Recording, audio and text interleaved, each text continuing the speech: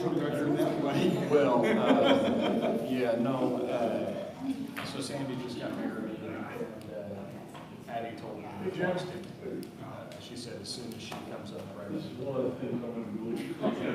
Her exact words were, "I think on the next plane, you can figure it out." Send the stuff to me. I told her, I said, well, my business is here, and the truth is, I can do my work anywhere, legally and all that stuff, it's not a problem. But I said I would have to come Okay. at least once a month. Just to move, Nice. just generally deal with stuff. But she's like, yeah, whatever. Nice. I personally think the font of the sign moves too fast.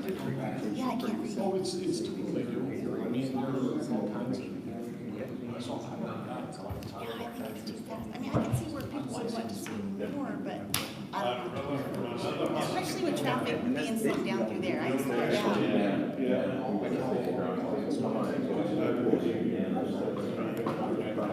That's a good point. Yeah. I say, it's not a market. Just want to make sure it's on track. That we have at 7. Bring it to the start date.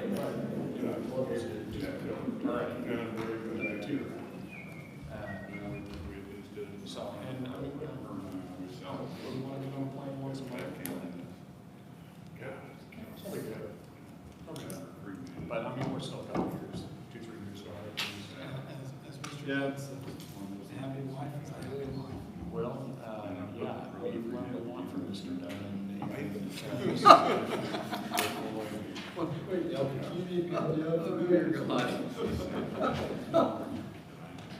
I don't have to make every mistake on my own. Sometimes I can watch other people do it. Chief, we gotta talk. I would rather have my dog. I didn't want to hear that. Yeah, that's true. Okay. Easy nothing, buddy. What's going on, Matt? Here.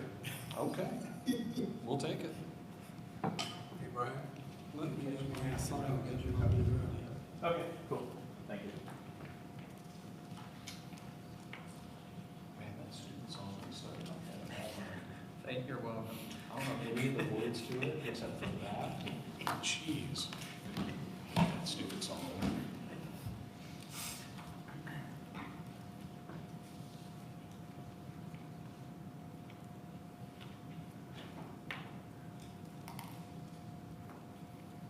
Could you ask Mr. Brown about this one?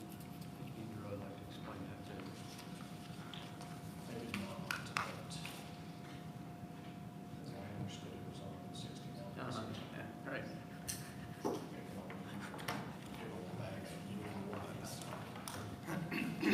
Good evening and welcome to the Monday, July 28th, 2025 meeting of the Martinsville Board of Works and Safety. Meeting is hereby called to order. Mr. Meredith, would you please call the roll? Mayor Costin, Present. John Lillywhite, Present. Kelly Bray. Present. We have a quorum. Thank you. Prior to tonight's meeting, you were sent minutes from the Monday, July 14th meeting. Are there any additions or corrections to the minutes? None from me. No. I would motion that we accept the minutes as presented. And I'll second it. Been a motion made and seconded to approve the minutes as presented. All in favor say aye. Aye. Opposed, no. Motion carries. Before we go too far into tonight's agenda, we are going to pull item B, the agreement for services with the HWC engineering. That will be pulled tonight. First item, Mr. Dunn. Yep.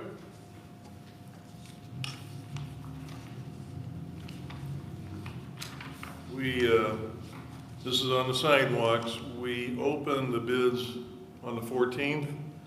We had 2 bidders. One was Wallace for $1,379,791.19. The other one was the Peterson Company for $1,612,927.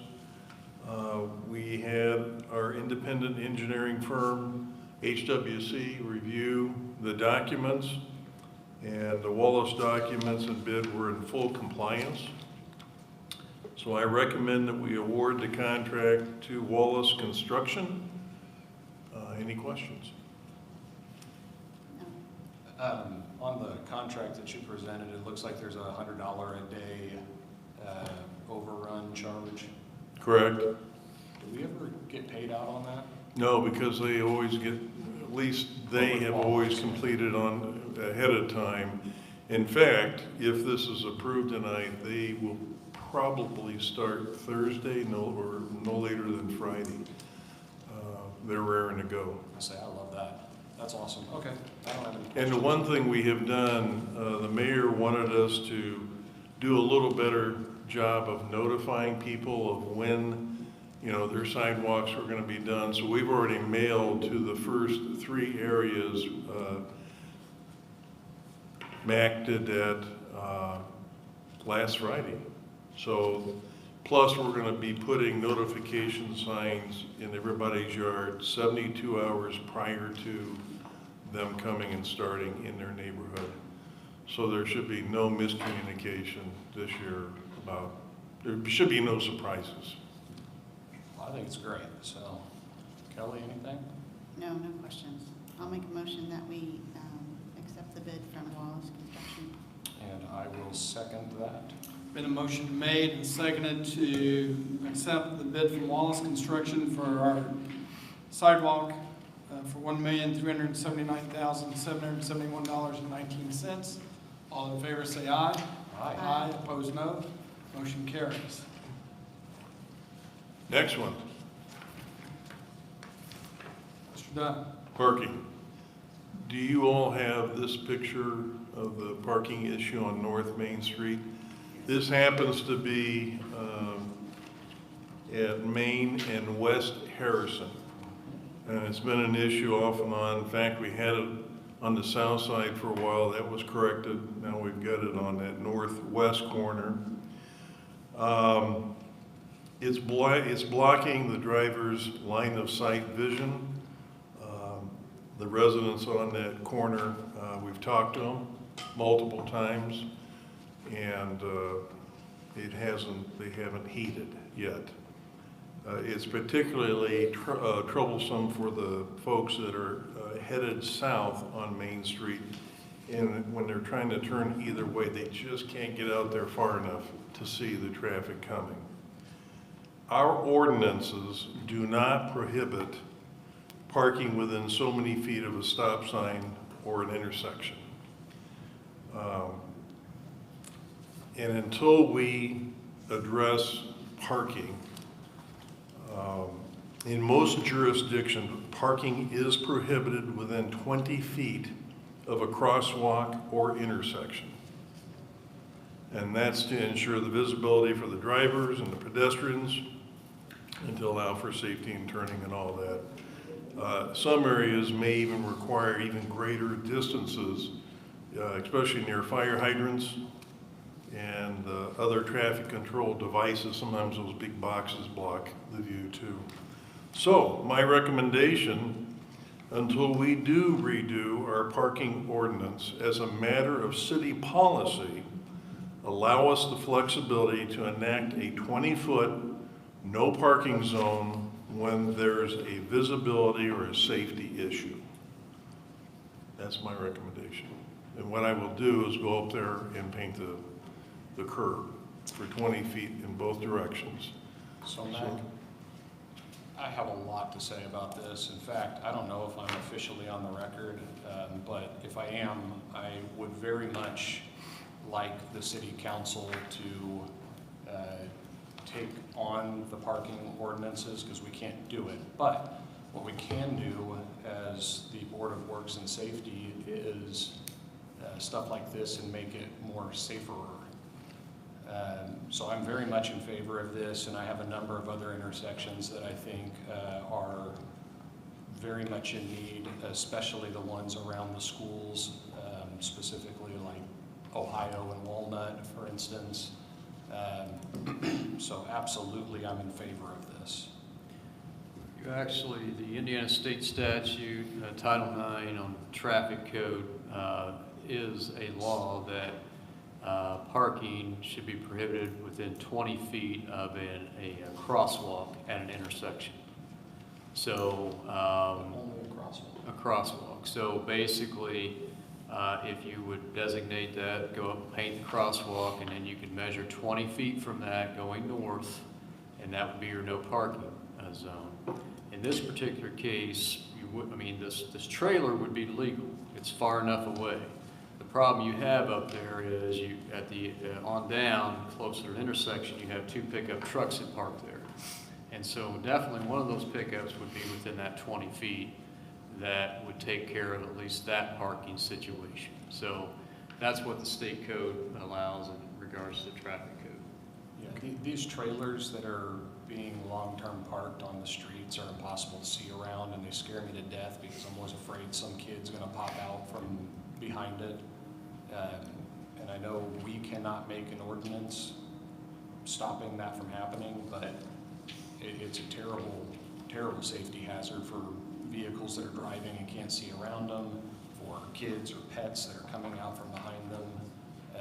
It's absolutely goes right through me, but. The parking ordinance that has not, we've not even presented it yet, but in the rough format that I have seen, it does address parking, everything from trailers to boats to RVs to,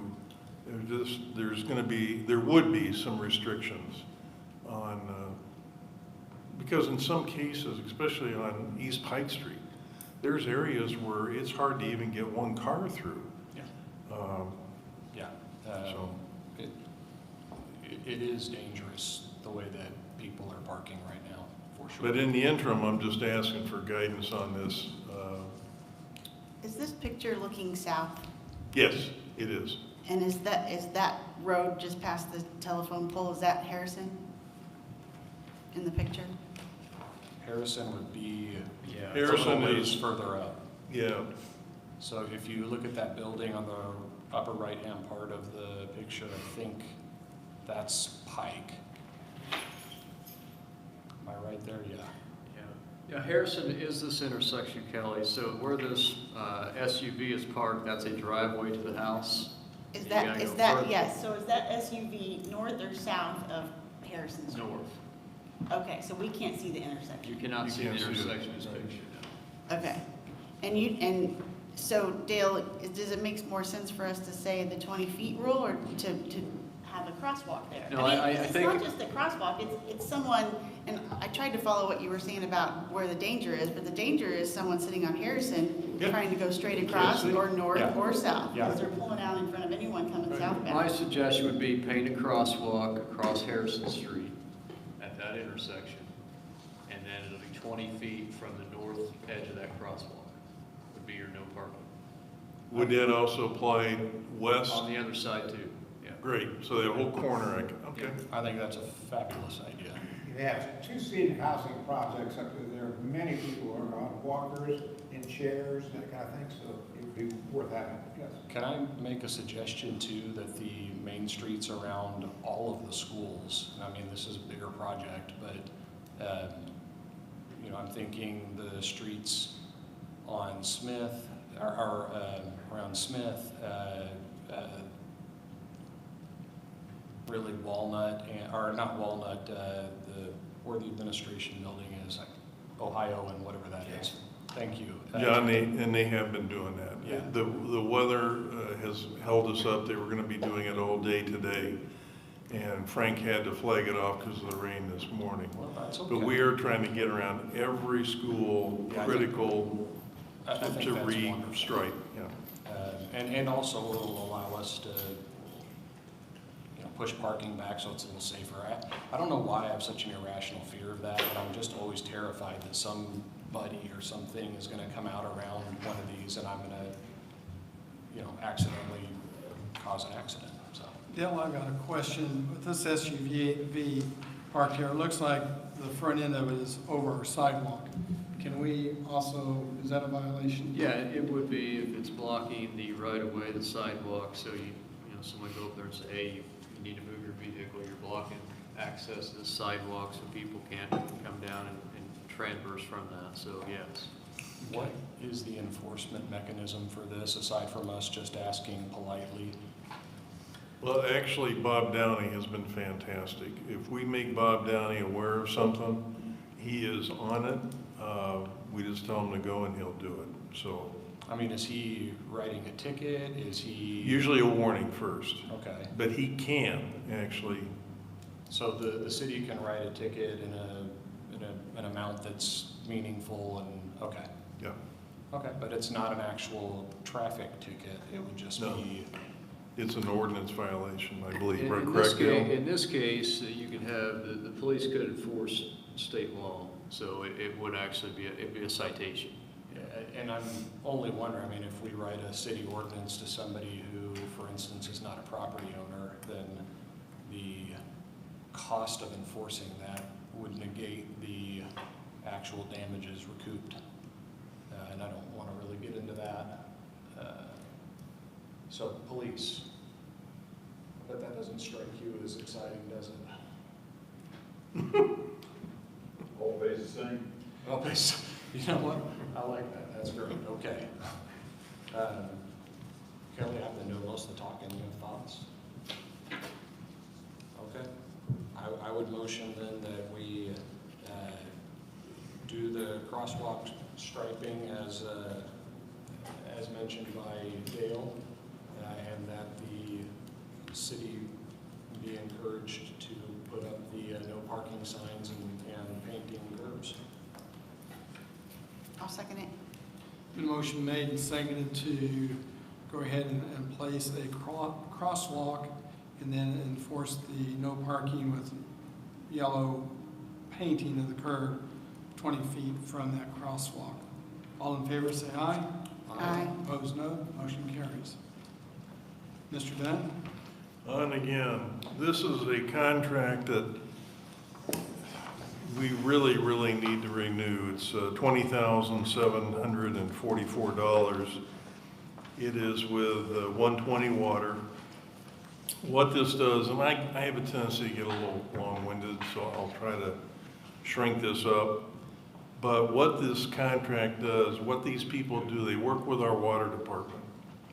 And it's getting dicier and dicier with the state and EPA, IDEM, everybody, with what's coming down the pike as far as copper and lead and all this. So what these folks provide, they provide our water utility with a centralized platform and services to manage all aspects of water quality compliance.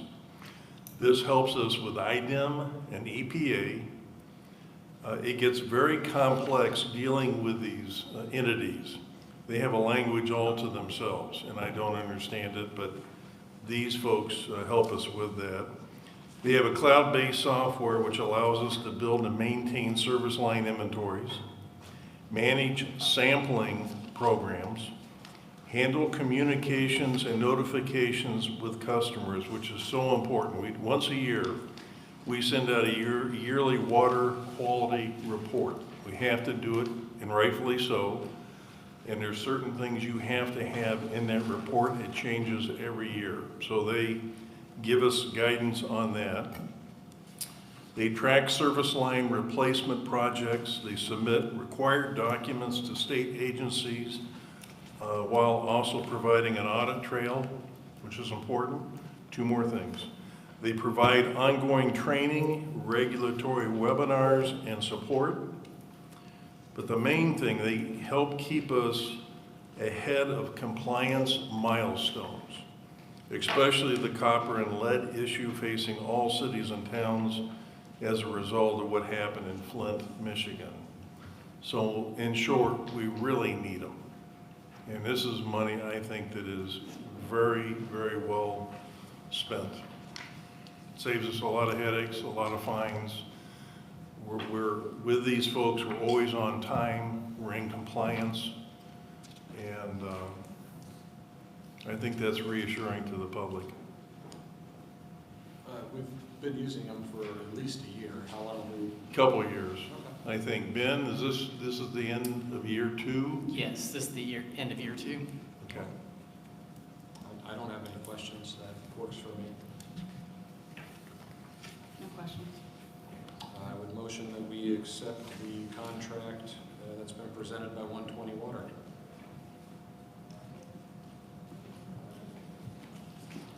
I'll second it. Been a motion made and seconded to approve the agreement with 120 Water in the amount of $20,744.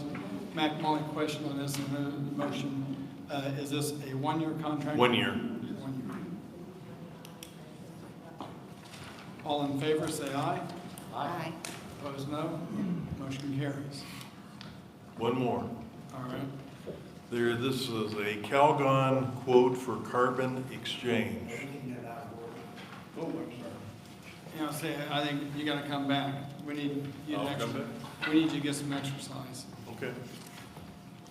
Mr. Coffey, we have a tort claim that was presented to us. Yes, you have in your packet a tort claim presented to us for an accident an individual had traveling on Interstate 69.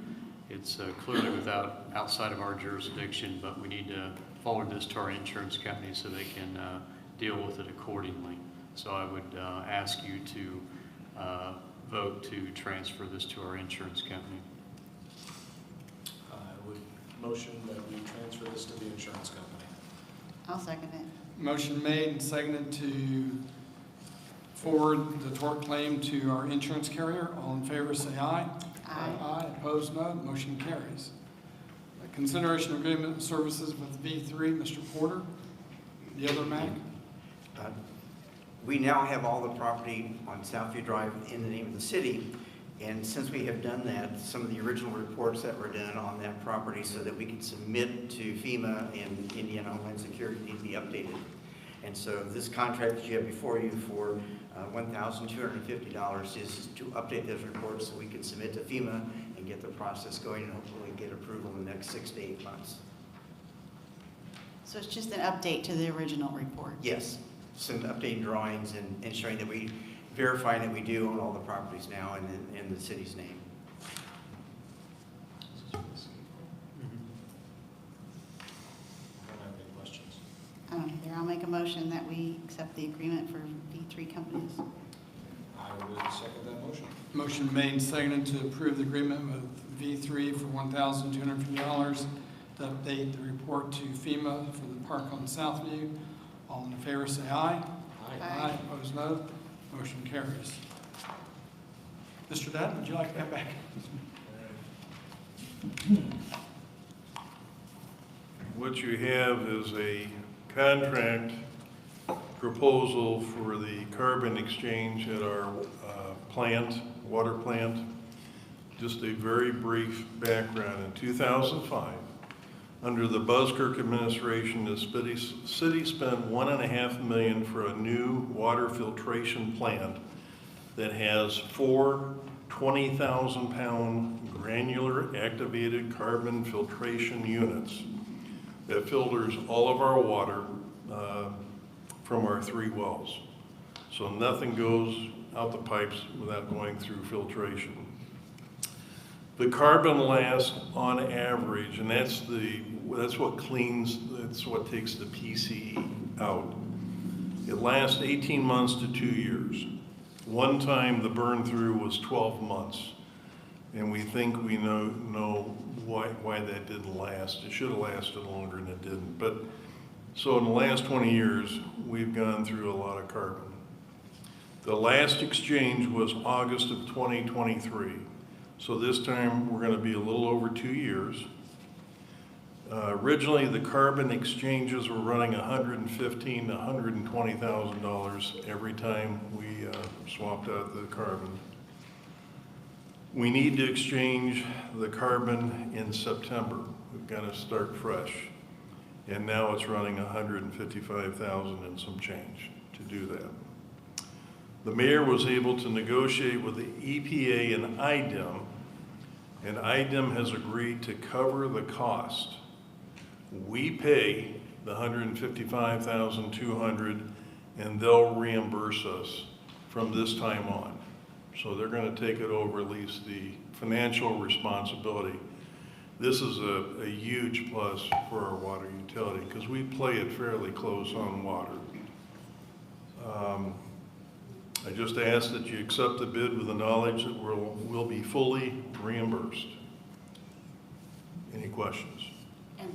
And this is the last time we'll pay this out of pocket? Well, we'll always pay it, but then we'll Will. get reimbursed, and we're gonna get reimbursed this time. So, you know, I don't know how long it takes, Ben, to get a check from the state, but Probably about 90 days, so. we we'll get be it, on the money you know, for a and it bit. doesn't bounce. So, two questions. What did we give up in this negotiation to get this? And if, Max too, buddy. oh, okay, well, and now we're $150,000 plus in our water budget. What does that do for us? Or should we be considering a new system? It makes Ben's life a whole lot easier because there are times he has to rob from Peter to pay Paul.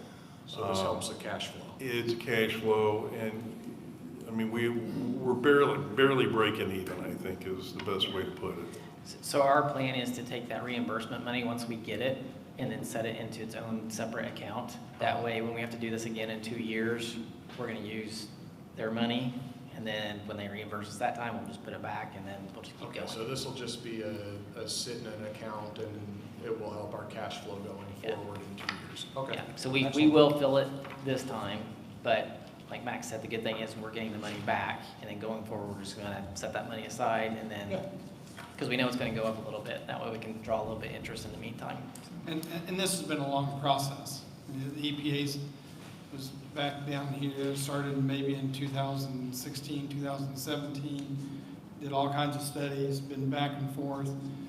They finally said they would pay, talked to Dr. Hart and was waiting for them to make that payment. Well, no, you don't get payment from the EPA, you'll get it from IDEM. So then we had to start jumping through hoops with IDEM. They came down, they wanted to reevaluate our filtration system, make sure it was very efficient.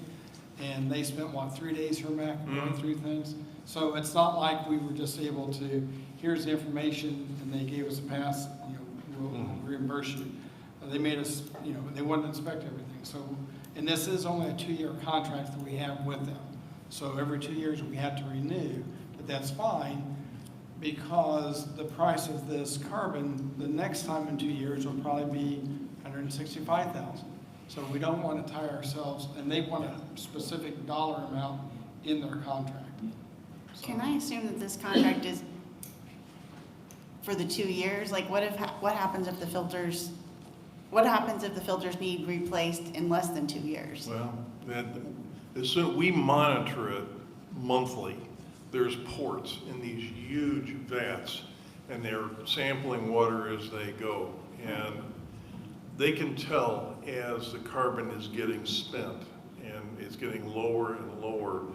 We can back flush. There's some things we can do to kind of regenerate it to buy us some time.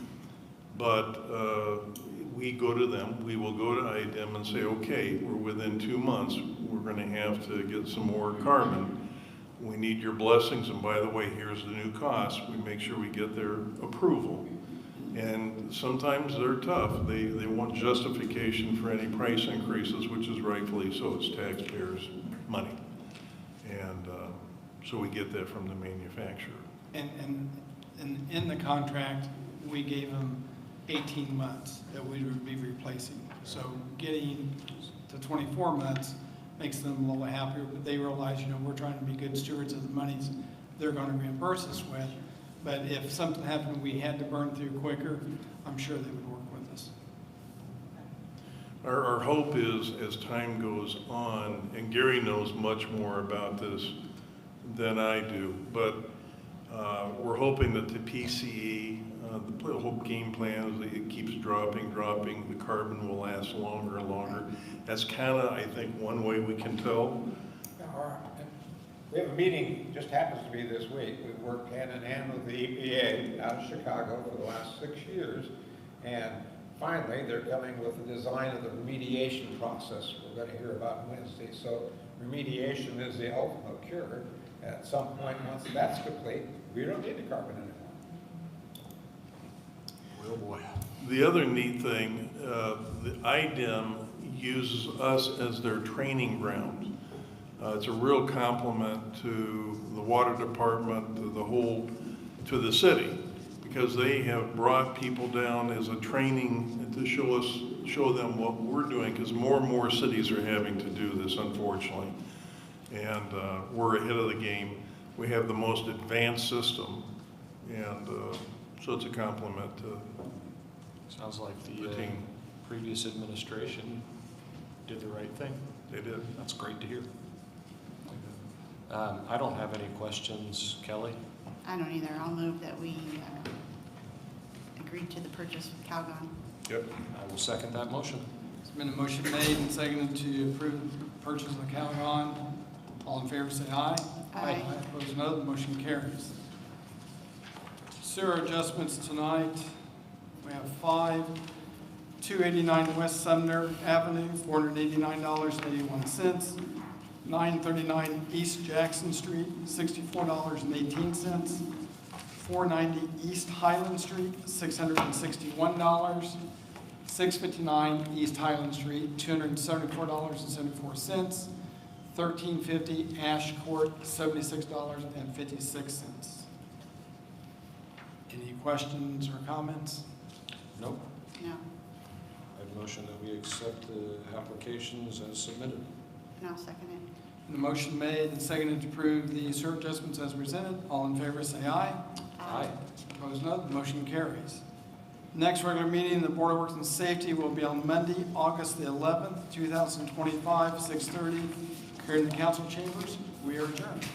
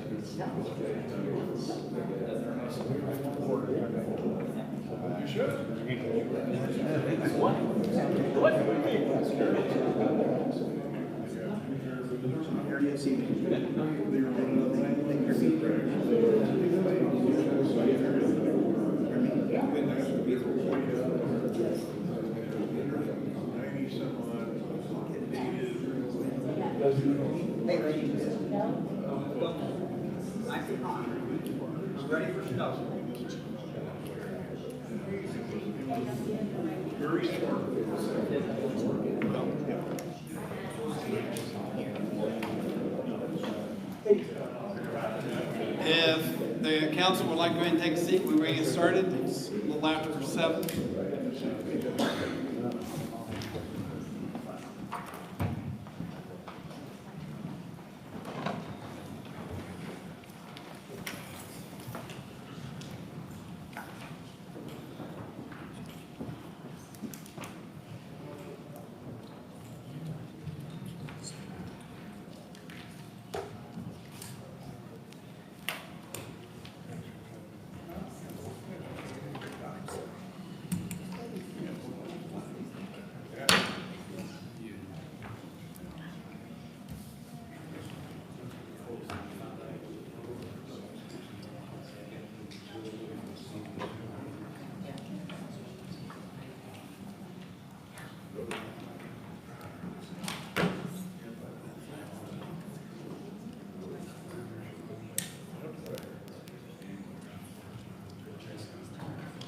Good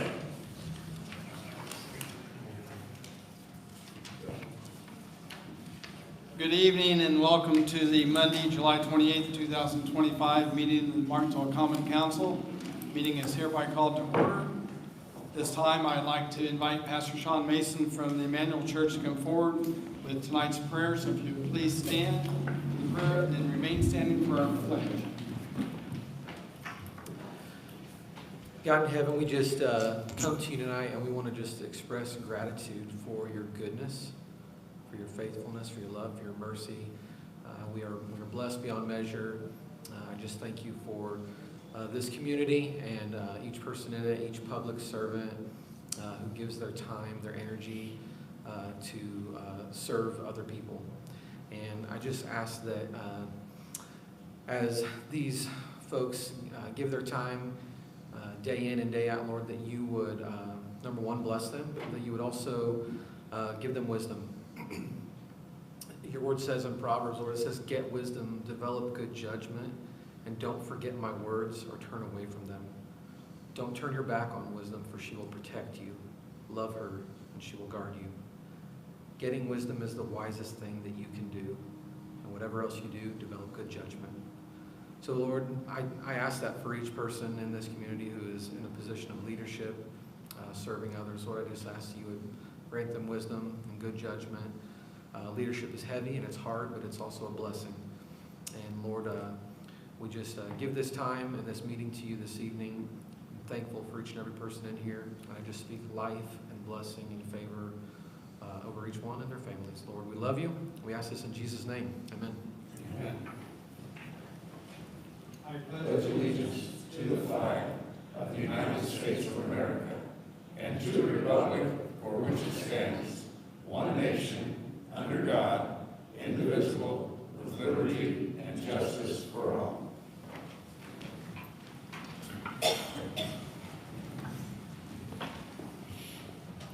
Mr. Mayor, would you please call roll? John Badger, Present. Susie Lips, Present. Ben Mahan, Ben will not be here. He has a business obligation. Josh Barron, Present. Ann Miller, Present. Phil Deckard Sr., Present. Phil Deckard II. Present. Mayor, we have a quorum. Thank you. Prior to tonight's meeting, you received copies of the Monday, July 14th, 2025 meeting. Are there any questions or comments regarding the minutes?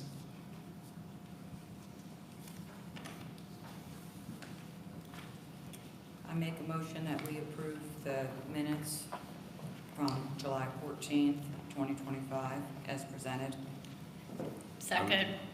It's been a motion made and seconded to approve the minutes from our Monday, July 14th meeting. All in favor, say aye. Aye. Opposed, none. Motion carries. For our council reports tonight, we'll start with our Redevelopment Commission. Councilman Deckard, do you have anything to report tonight? I have no new reports. Ask Gary if he has anything I'm not aware of right now. That is not, we plan on taking the Redevelopment Commission on a tour of the new theaters. It's coming together and that's coming up in 2 weeks, so that's probably the next. Thank you. Okay, thank you, Phil. Planning Commission, Councilwoman Ann Miller, do you have anything? Yes, unfortunately I was sick that evening, but I do have the information and notes. They did approve a primary plot approval for T&H Investments and Habitat. They did table the final detail plans because there seems to be a discrepancy in what was first presented and then what was presented at the meeting. There were a lot of dockets as far as approval of historical signage. The Community Foundation, they got their sign approved. The historic outside color orange change at 58 North Main Street by Craig Finneman. The outside color, historic approval of a mural was presented by Mac Porter. And then they had the gentlemen or the companies of Dunkin' Donuts and Jimmy John's come and present at the meeting as far as reviewing their plans for their upcoming bills. So that was it. Okay, thank you. Sound like a busy evening. Under new business tonight, the second reading and consideration of ordinance 2025-1901, amended ordinance setting salaries. Mr. Coffey? You have in your packet this evening a couple of different possibilities based on the discussion that we had last meeting at the public hearing and also at your first reading. One option you have is in regards to clerk of court / court reporter for city court.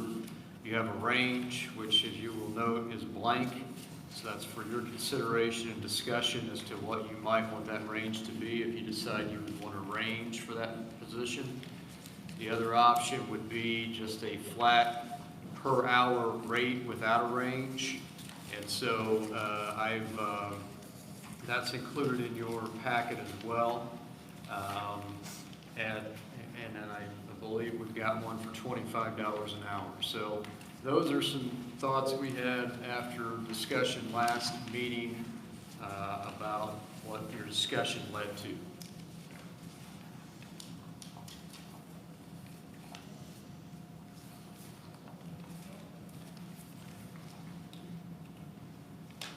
Council, did you and the judge discuss any of this together or anything, or on what was the recommendation or what you guys?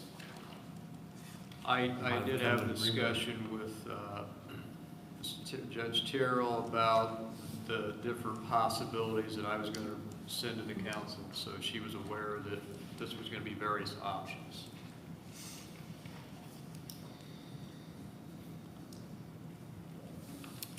I like the range. Are we discussing? To do it properly, we probably need a motion to accept the amended ordinance setting salaries. Then we'll need a second, then we can have discussion.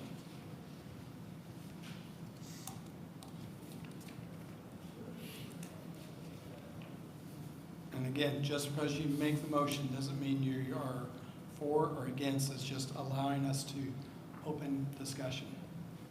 I'll make a motion to accept the amended ordinance 2025-1901. Second. There's been a motion made and seconded to accept the amended ordinance. Any discussion? I like the range idea because it gives us some flexibility and hiring in different people at different times. Plus, then if things change in the future, it also gives us, some pliability there. So it looks like one of the ranges starts with 24. So maybe starting with 24 and ending with 30 or 29, so that you have flexibility in there. That would be my suggestion.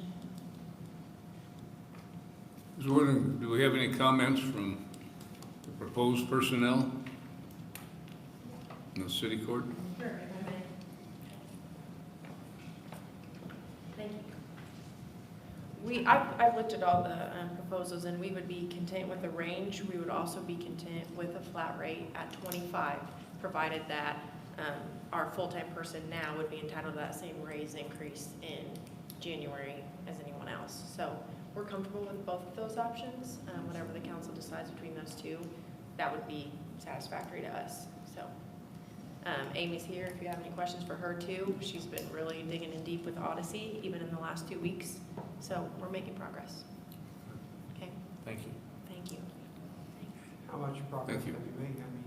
Well, we can't get on there until September, but we've had the IT personnel come in and they're starting to load it on our computers, assess, how many we need, what our needs will be, and they've already been in discussion with Amy. So it's been great because we've been able to have her come in after talking with Dale as a contract labor, at least pending while this is going on, so we didn't have any stall in the progress of the court. So it's been working out well. And I would say her contract labor rate is that $25 an hour. So that's what we've been paying her for the last week and a half. Are you doing any of this, or is just she doing it all by herself? She does most of it. I am doing some of it. I have oversight and I'm in and out, but I'm not in there every day. And so I think that's really the basis for why I said I would request a premium, because I wasn't joking. I said, she's the engine of the court. She's the one who moves this through and gets the cases going and I adjudicate the cases and that's pretty much it. And that means I'm not in there every day. So she's handling it. She's my point person, for lack of a better term, on connecting all these dots and getting our new system up and running. I will say thank you for making leeway with telephone calls and returning calls. Yeah, no problem. Hopefully you haven't received as many lately. I haven't, so it's been good. I appreciate it. Thank you. Yeah, thank you. Any other questions? All right, thank you. Ben, if we do a range, how will that affect our other clerks? Are they just a flat rate? Is there a range in there? So when we come to do the salary ordinances next month, will we have to be looking at redoing all of theirs? Yeah, so most of the full-time the clerks, theirs caps out at 24 an hour, but based upon everybody's feedback last meeting, been getting with Dale, we'll probably have that up to, and then obviously the proposal for next year for those individuals would be 25, so we'd cap out at that. But Do they, everybody's asking, do they have a range correct already? no, currently they do not, What- for the most what all part. positions have? I know like the park they have, what other departments have a range? So Parks has a range, my office has a range. Personally, I like ranges because it does give you some flexibility. But if your office has a range, that's the clerks we're talking about? No, most of the clerks you're talking about are like at the utility office, Oh, okay. the Parks office, that clerk does not have a range. Police department, their clerk. Thinking off the cuff, I'm trying to make sure I'm not missing anybody. So I'm picturing people in my mind, so I think those would be the main ones that are at a flat. But with a range, are you allowed to give a raise any time during the year? Because, if we vote on certain If you're things- giving that person oversight of that department, giving them that range, then yeah, they could potentially pay a person up to that top dollar amount, yes. So when we figure the budget, we've got to figure that at the top dollar amount. Correct. So the budget we got will be busted. Yes, if you go giving above what is proposed at 25 next year, yeah, we would have to go through and recalculate those numbers. As I recall, the years we brought in the ranges, it was due to the fact so we wouldn't have to keep changing ordinances.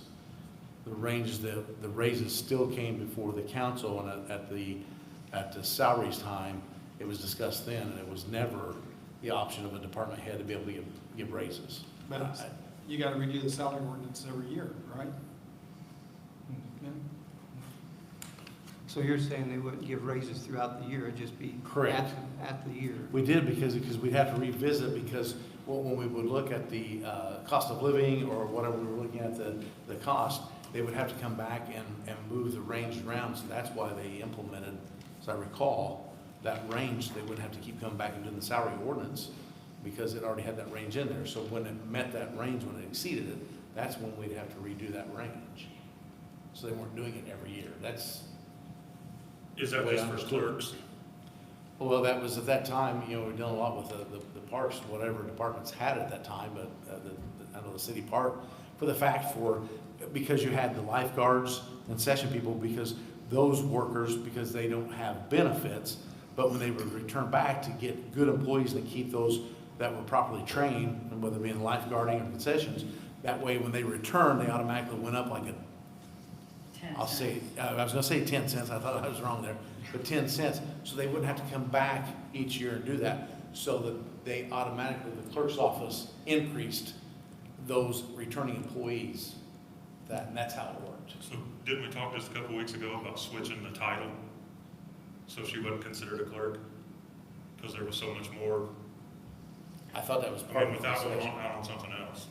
We did, and that's still an option, but that would slow the process down a little bit. So I know the intent is to get Amy settled as quickly as possible. The judge would have to keep paying her as a contract person if we do that, because then we gotta take it before the state and recognize that position. Correct, because right now it wouldn't be if we change it, which we can change it. If the council decides to do that. They would just have to continue with paying her contract pay in order to get that recognized by the state and get into her perf. Okay. So she would ultimately have to pay her own into her own retirement Okay. things until then. So the proposal is to pay Amy, we'll pick on her here, $25 an hour, which is more than the others here in the city, more than what the county's paying. And then in 5 months, give her a $1 increase to 26. If I may, I think we're still on for discussion, so, you made a comment, Mayor. We calculated the budget, and this range that we requested fits in the budget. We also have a fund, and our budget is within $500 of the mayor's proposed budget, so we're very close. We also have the record perpetuation fund, which is additional monies that the court specifically gets to use with the consent of the clerk to supplement those pay ranges. So there's no way this will bust the mayor's budget. This would be right in line with the mayor's budget, even at the top $1.27 range that we originally asked for, because we have the funds to fluctuate, and most of what she is doing, well, right now at least, and consistently she'll probably be doing 50% of her work, is records keeping. So we can justify it that way. And Ben and I have had multiple discussions about that. And that statutorily is between him and I as to who decides how that gets used. Well, I respect that, but I also know that if I have 6 other clerks come in here at the next meeting, or before we do the salary ordinance saying that they want the same benefits, that will bust our budget. But what I think our argument was, and the same stands true today, is we're comparing apples to oranges, and that's why we've changed it to a city clerk, county, or a city reporter job title, because that was a lot of the concern. We have changed the title, what we can do now, keeping her in perf, and we can also change that again next year, but to get her on the roll right now, we needed to keep it so we didn't have to change it with Ben, per my understanding, through perf, because that would cause a huge delay. We can change the name to whatever you all would feel comfortable with. Judicial assistant, I know that's what Franklin City Court does. They have different terms, and we can do that. But again, my argument is we are not comparing apples to apples here. We're comparing apples to oranges. This person is doing a lot of different jobs than what maybe some of your other clerks are doing. And I think that can be easily explained in the workload and the job description, and it'll be much easier to swallow when the name is officially changed from any clerk language but to judicial assistant. We just can't do that now because of perf. It's my understanding for Ben. So I think we can really win all around here but in 5 months when we can change it. So that would be my suggestion. She's currently getting her benefits or not? She's not getting her benefits. If she has to hold off, I believe she has to get COBRA, and that was gonna be a huge issue, and she wasn't sure if she could stay with us. So we do not wanna lose her. No, and I would not want that to stop, obviously. Yeah. One other thing, what are your hours going to be? Her hours are going to be 7 to 3 every single day, Monday through Friday, and traditionally, they were not open Friday, but we've had so many complaints that we want to accommodate with the city and give her hours. Well, City Hall's open 8 to 4. So if you decide to go 7 to 3, then you're going to have to change all the information that's out there to reflect that.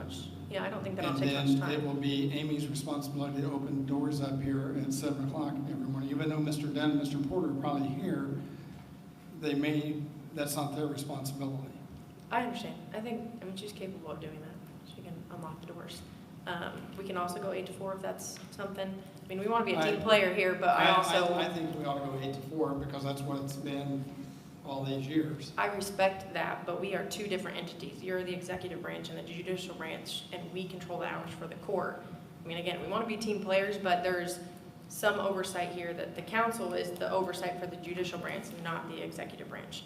And so in consideration of our negotiation of me having her on staff, we gave her ranges, and that's consistent around the state. I'm entitled as the judge or the pro tem judge to give her hours by which she can be there. If the city wants 8 to 4, we can make that work. But I originally gave her the option 7 to 3, and I want to stick by my word. So it would be my request to let the judge make the hours, because that's consistent with every other judicial officer in the county and city, statewide. Mr. Coffey? The problem we run into, Judge, in regards to changing those hours is we have posted hours of city court 8 to 4. The problem that we see on a regular basis is people showing up just before 4 o'clock because they're coming in, a lot of times on their last day that their ticket is due, and they're trying to pay. And we're not open. And that's the problem we've had really all through this year and at the end of last year. So what we're hoping to do is be able to negate that problem by just having regular hours, 8 to 4, which has always been. City court's always been 8 to 4. People knew that I could get here on a Friday afternoon at 5 and 4 and pay my ticket if it was due before the weekend, not get suspended. So I think from my perspective, that really is what it ought to stay at. Your clerk would be, you're right, your clerk, you get to pick who your clerk is, but your clerk is a city employee. So her hours ought to be what other city employees' hours are, in my opinion. So I my don't wanna make a suggestion mountain out would of be a to keep it molehill. at 8 to 4.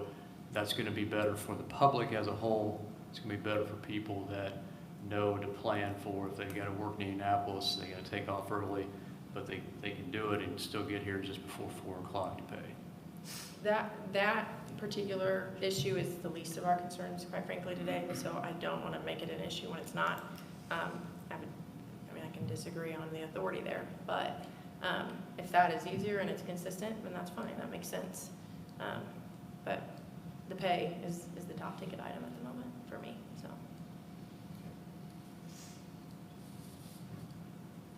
I guess will her job load drop after you get onto this new thing and everything? Or will it stay as intense as it is? It might become more efficient, but I don't know that her job duties will not decrease by any means. And at that point, like I said, right now, I think she's probably a little overworked. We need another part-time person. Cheryl's there right now, so it's working out. Cheryl's not gonna be there in the next couple of weeks when she's fully trained. Our goal is to have another part-time person. I don't foresee, at least for some time, a year or two, her job duties and the workload decreasing. It's gonna take a while for us to get used to this new system and get the records resolved. That's something that we haven't even really, there are backlogs of tickets and shredding and things that need to go through. Those just aren't on the hot ticket item list right now, but they will be, and that will be a massive job. So I don't see her workload decreasing in the next couple of years. I was just saying, council, just from my years of experience, it's always been a full load, and our problem is when we tried to start changing things, and when they thought they were trying to go to a one employee, especially with them having to get the backlog of these records that need to be put on file and destroy the records that need to be destroyed. There's a lot that's been let go for the years, and city court has always been a busy place, and it's always had a full-time along with a part-time employee. This just recently changed when Judge Peden and Becky, when she left the clerk's office, and then they wanted to try to go with this one person. And as you see and witness that we've had a lot of problems and phones not being answered things, and I cannot imagine it going down, just looking at the past history of how the courts have been ran. I just thought with everything getting loaded on and more efficient, it would drop somewhat. I don't know, so. Haven't been in traffic court in a long time. That's good. I don't want to be there. And I know I didn't mention this last time, but Franklin City Court has 4 full-time employees and a couple part-time. We don't need that, but that just goes to show, they've got 6 or 7 people in there during the week, and we're asking for 2, so. Well, I'm not against a part-time person, though. I understand where you would need that almost. Thank you. Any other questions? So the motion on the floor is to approve ordinance 2025-1901. Dale, do we need to pick which one of those we want to? Yeah, so now you would want to drill down and further amend the motion to state what the preference is going to be, and then have a second on that and vote on that. And before we do that, then again, you say that then we will change this title later? Is that correct? Yeah, it sounds like that's the intent for everybody, is to get something passed now and then work on probably a new, be working with the judge on a new job description, job title. Okay, so that doesn't cause issue with our other clerks and things. Correct. So if we go with a set amount today, the $25 per hour, and we change the role, the title down the road, at that time, we could relook at the salary? Yeah, Say that one you more can time. amend the salary ordinance, to my understanding, at any time. Right now, we're approving the amended ordinance about the salary. Right, there's two And different if ones. we went to, instead of a range, we went with the amount that she's currently getting paid, that they're satisfied with, and we go with that to get us off the ground, and then go through the red tape of changing the title of the job role because of its intricacies, then at that time, we reevaluate, reassess the entire job, not only its title, but its responsibilities and its pay. Could we do that down the road? I Yeah, mean, not- you could not do in a that couple down the years. road, but you're gonna be doing a new salary ordinance anyway within another month for next year. Right. So, yeah. So as long as we get from the state what Amy's, is it title or job description? Basically, we upload to them and then they put it into the perf system. The issue now is if we were to just do it now internally, we don't have that job listed in our inventory. So then she would not be eligible for that perf benefit. So we've got to go through them. We look at the second one that's in my packet. That has the 25 and then the part-time 24 to 27.62. Just for clarification, if I may, the one that has the smaller caption, the 25, is the second version, the one with the bolder. The larger font. Larger font is the first version that you looked at initially 2 weeks ago. Okay. So we want to look at, neither one of these have the job title associated with it. Yeah, they do, but the one we're talking about right now, for the $25, it's clerk of court / court reporter full-time. Oh, okay. Okay. It's the one with the smaller title, smaller font. Right.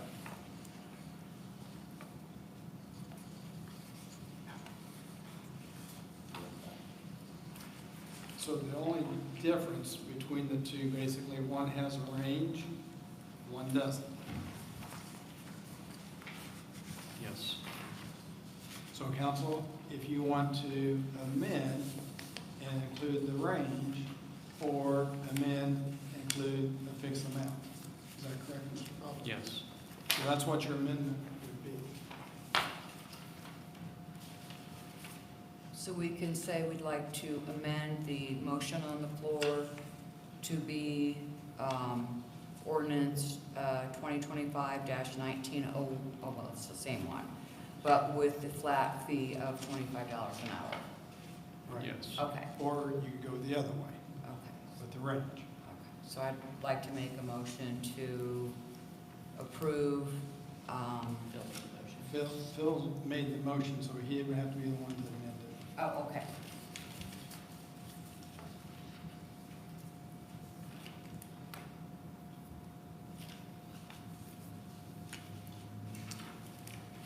So, council, am I correct? In agreement, you're wanting the range, you're wanting the hourly, the 25, correct? Correct. With keeping the range at the clerk of city court, is that correct? The part-time, yeah, I would definitely leave that. Okay. Okay. Then I would like to amend my motion to accept ordinance 2025-1901 with the section 3 city court giving the hourly rate be paid bi-weekly, and then for the clerk of the city court part-time having the said given range. I second it. I still have a conversation here, because why would we give a range for the part-time, and the range is higher than what we'd be paying the person who's in there full-time at 25? most of our part-time employees make more per hour than our full-time because they don't have any benefits. Your benefit package costs on average about another. Yeah, I understand that, but someone who's dedicated is coming in every day, opening up, we're depending on that person. Person that comes in part-time would be possibly making $2.62 more per hour. To me, that doesn't seem reasonable. If you I figure a mean, benefit package. I know, but it's a part-time position, so there aren't benefits. That's, the person could have gone for the full-time position.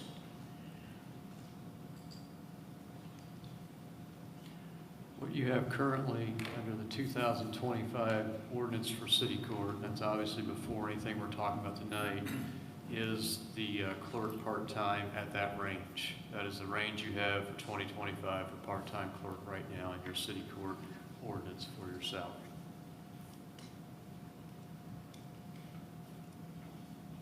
And I think they should both be the range because, I mean, just even in black and white, it just looks, to me, unreasonable that that person, though they have benefits, if that person maybe the part-time person has a spouse that has the benefit and didn't want a full-time position, didn't want to be committed full-time, yet we have someone that wants to be committed, wants to be dedicated, wants to be there, and could be paid less per hour just because it's full-time, which to me should be more. I mean, maybe I'm being illogical, but it appears illogical. Does anyone else think I'm just? I see your point, Councilman Lips, but it's, given what Ben said, I mean, this is what they do with part-time employees because they're not offered benefits.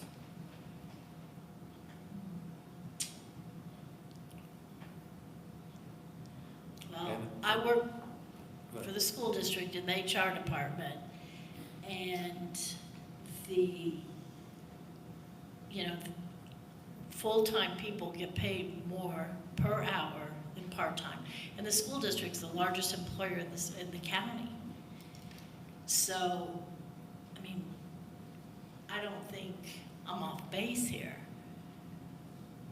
But I just think if we're gonna be paying someone $25 per hour, and that person's the go-to, the engine of the city court, a part-time person coming in shouldn't be paid more per hour. Well, they're getting paid more because they're foregoing, perf and foregoing insurance. As you know, those are very expensive things. Exactly, but this person maybe opted not to take insurance here, not to have benefits. I mean, just because historically we always do something a certain way doesn't mean it's always right. Well, is that something we could revisit at budget time then? Yeah, I mean, so this is just the precedent that they've set in the past, and we can revisit it at budget time. And it doesn't necessarily mean that you have to pay that person top dollar. I know the person that's in court now working part-time has 20-plus years experience. So if Judge Terrell brings another part-time person with no experience, I mean, that gives her flexibility on that.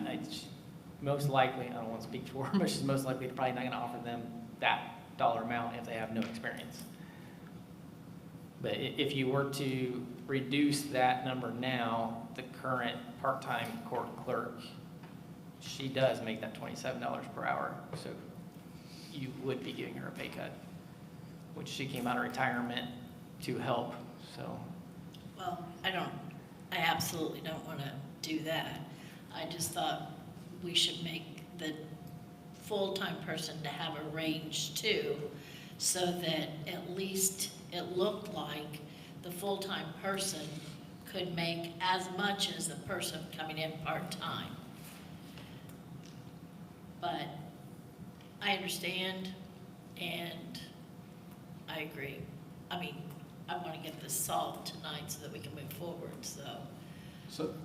So the motion on the floor at this Okay. point with a second is to approve the ordinance with the fixed $25 an hour, and then the part-time would be on the range. That's the motion that's on the floor.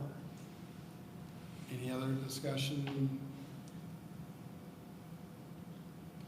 Then, Ms. Murden, let's do a roll call vote. I actually have my cheat sheet this time. I couldn't find it last meeting, so.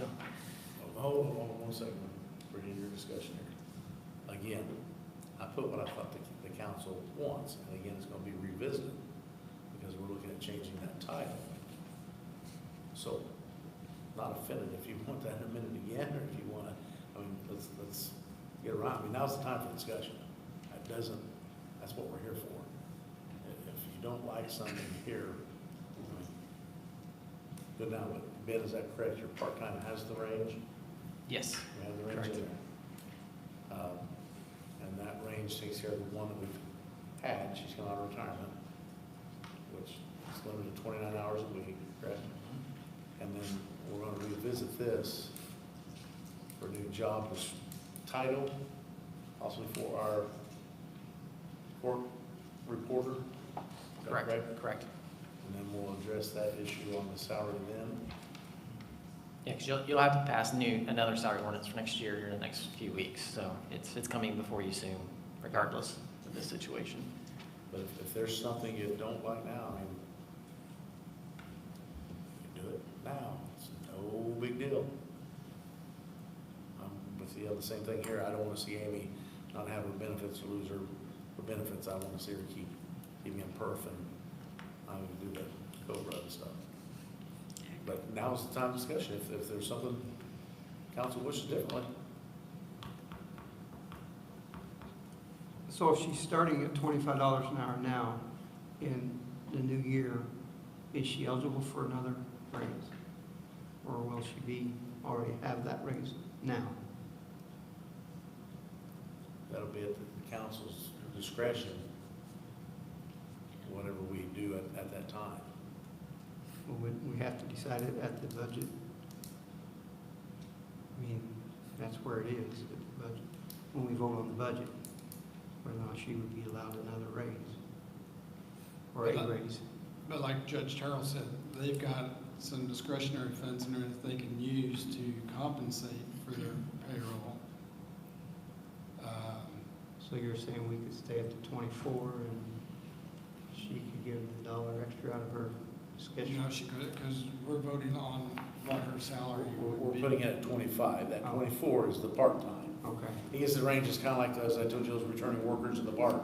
Yeah. You know, if she finds her a part-time person, she wants to keep them there, which this one's already up the top because she's a retired employee and came back. She obviously has that work experience. But if next month she decides, hey, I'm finished helping you, when the judge goes to hire someone, she can hire her in at that $24 and not put her up above, you know, at $27. She can start her out. That's why that range leaves there. But if there's something you don't like, I understand, like I said, let's take care of it now.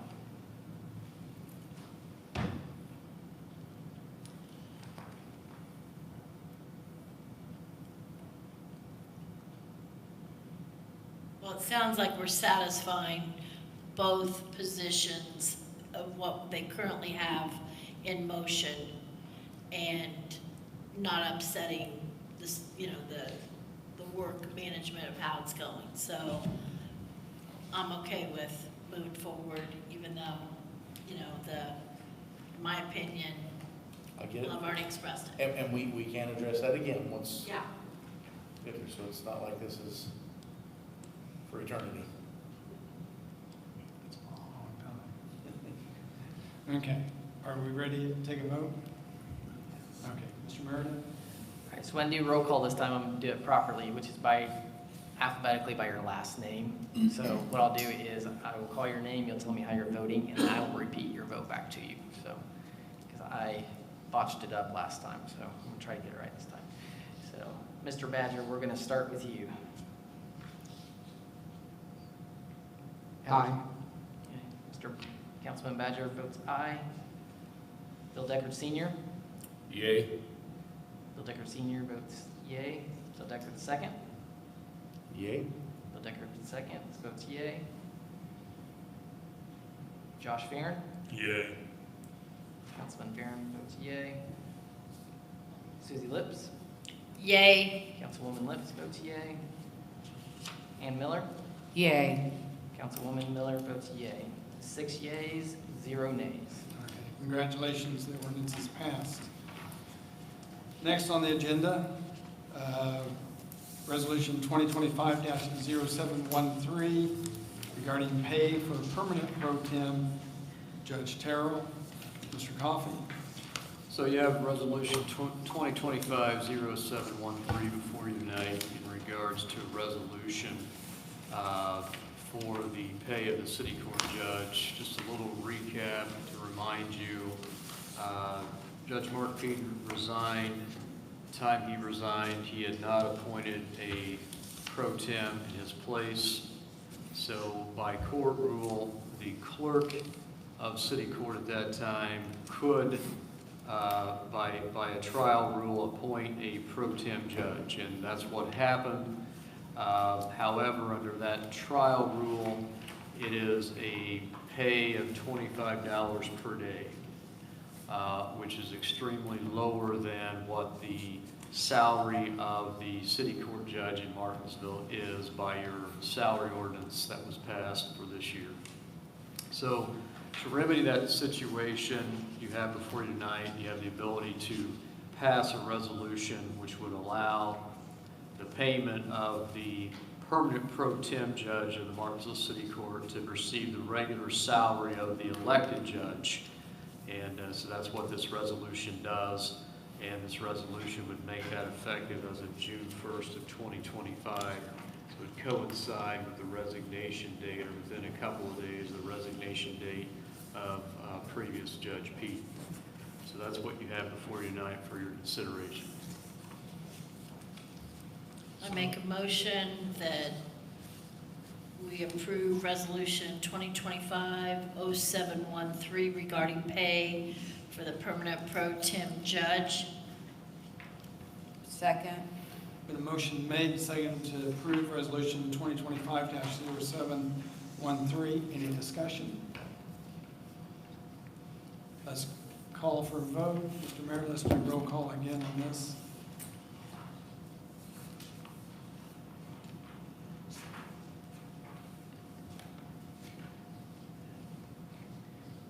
John Badger? Yay. Councilman Badger votes yay. Bill Deckard Senior? Yay. Councilman Deckard Senior votes yay. Bill Deckard second? Yay. Councilman Deckard second votes yay. Josh Farren? Yay. Councilman Farren votes yay. Susie Lips? Yay. Councilwoman Lips votes yay. Ann Miller? Yay. Councilwoman Miller votes yay. 6 yays, 0 nays. Okay, congratulations. Resolution 2025-0713 has been approved. Prior to tonight's meeting, you were sent claims to review. Are there any questions or comments regarding the claims? I have a question under Department 3, which is the council. The Helmsman Studios, the 4th of July parade, fireworks, the video of that, the video of the Memorial Day, and the video of, just various videos. Where can we view those videos? I believe those are on the website, are they not, Megan? Not yet. He just finalized those, so those haven't made it to the website yet, but they will be on the website, Facebook page. I'm kind of talking on your behalf, so throw something out if I misspeak. State of the city as well. State of the city. Okay, very good. We pay him as he produces those, once they're approved. I'm sorry? We pay him once he finalizes his creating of the video, so there's a little bit of a lag between the final approval and when they actually are available to the public. Thank you. That's my only question.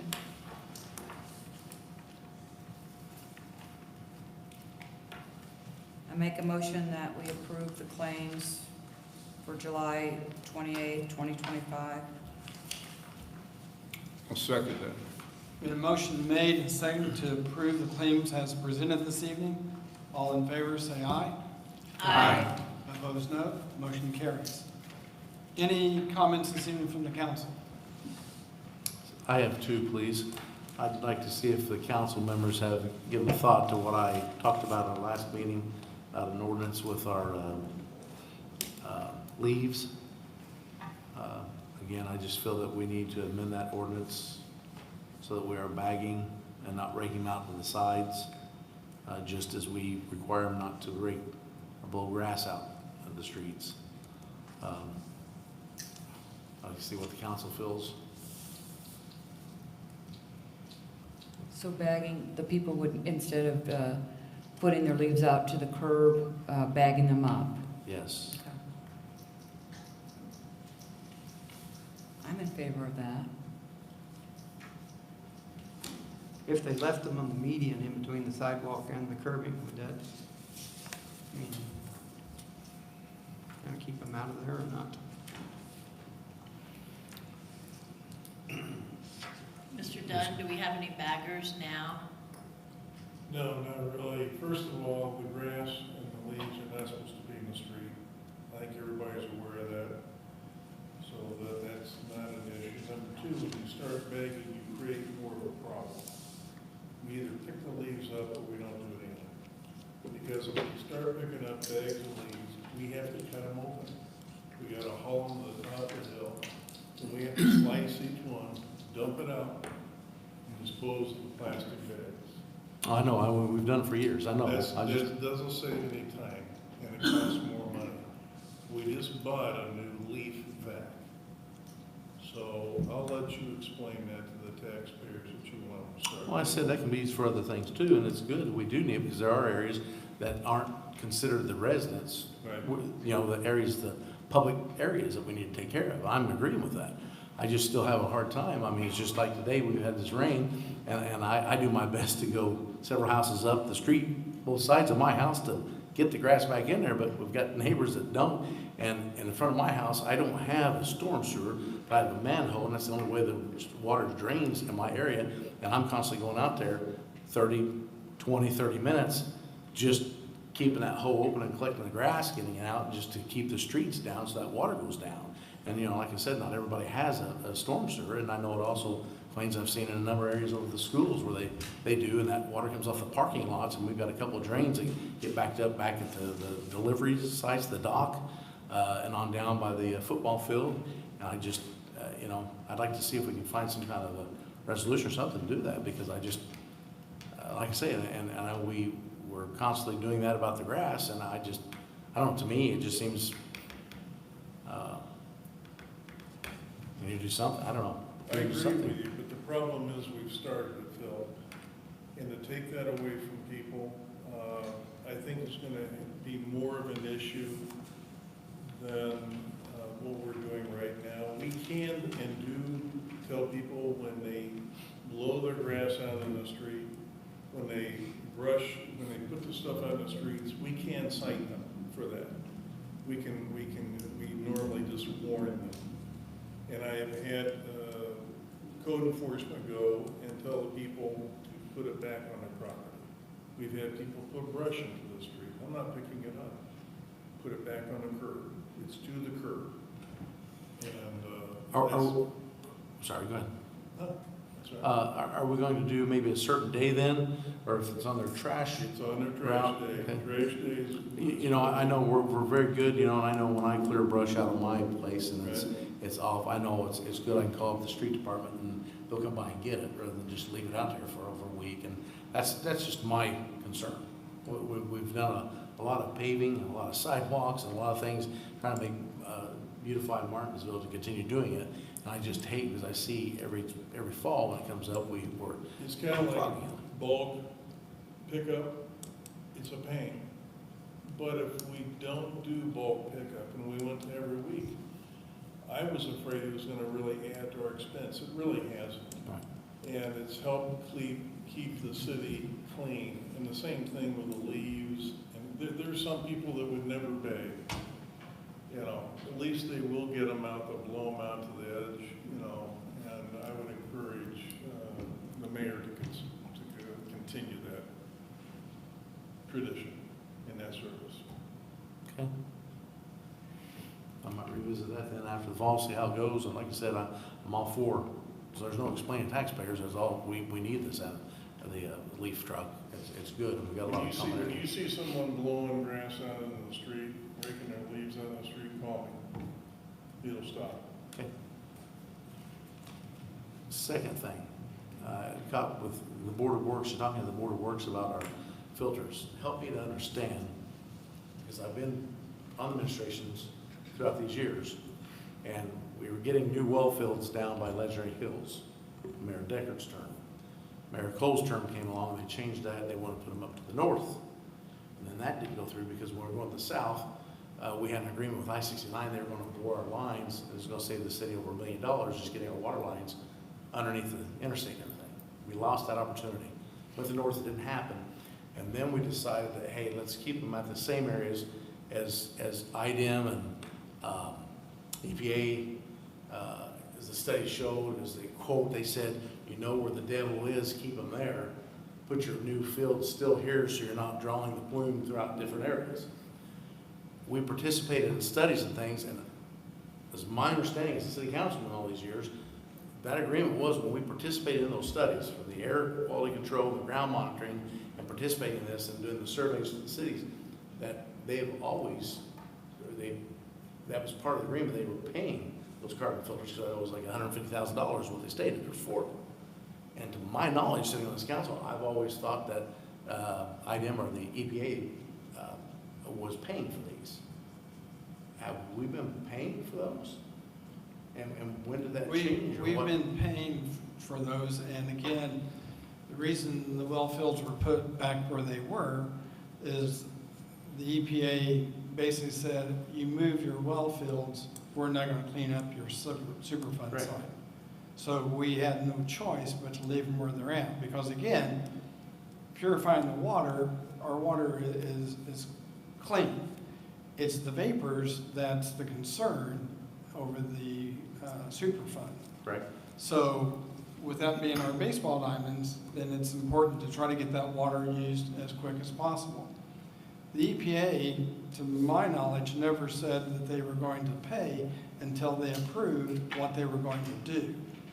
So the EPA has taken all this time from what, 16, Gary, maybe 17, and we're just now going to have a meeting with them on Wednesday on what their proposal is on cleaning up the plume.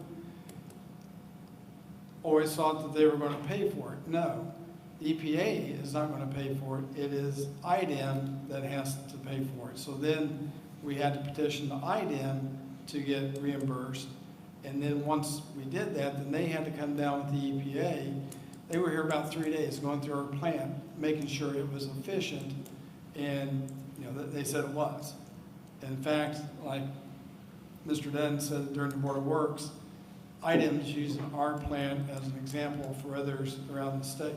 So it's been a long process. They've said they're going to, but then again, you would think when somebody tells you they're going to, that the contract you sign wouldn't have an end date.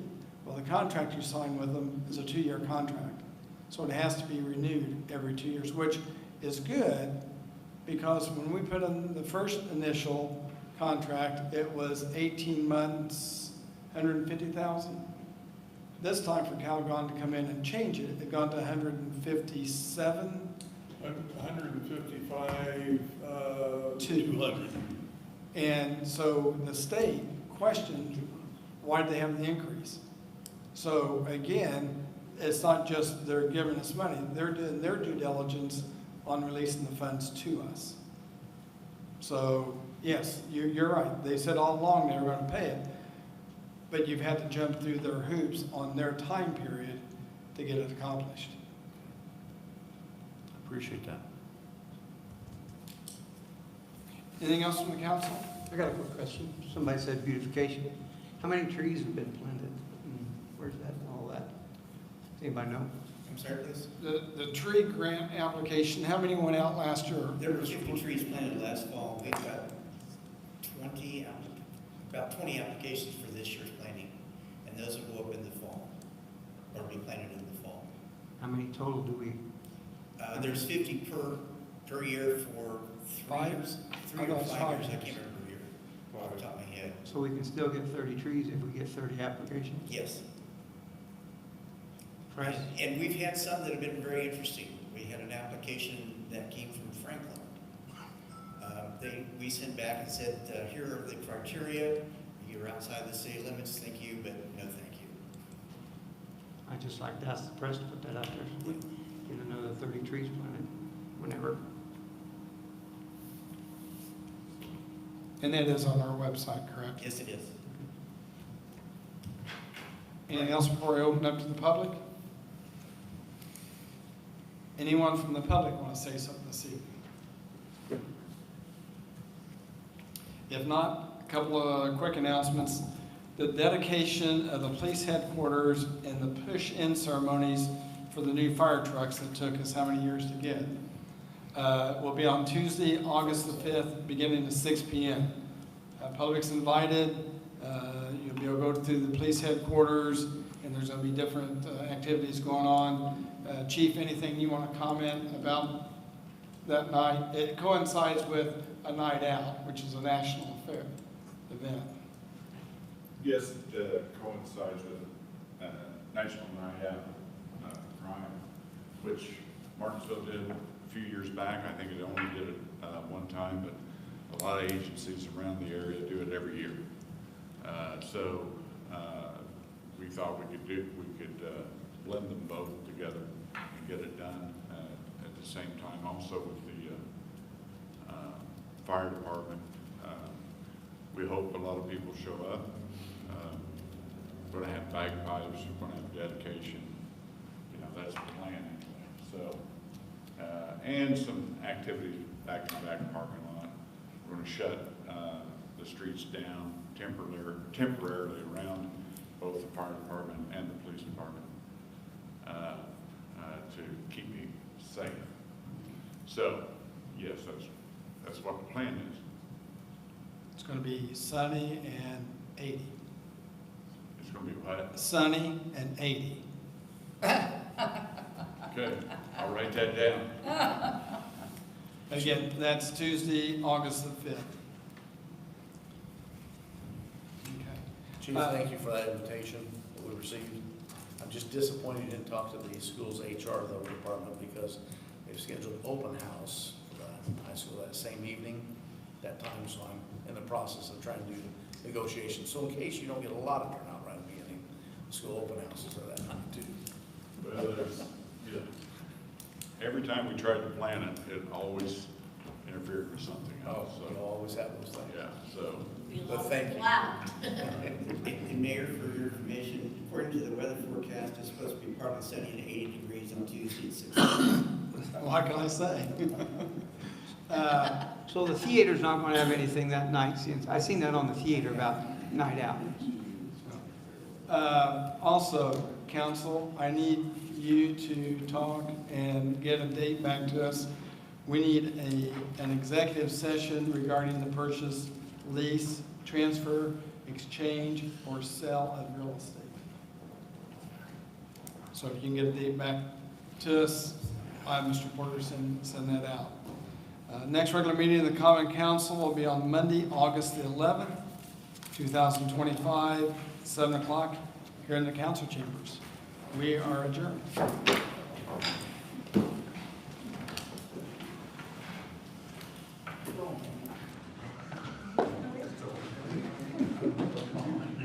are you? Good. You green up there.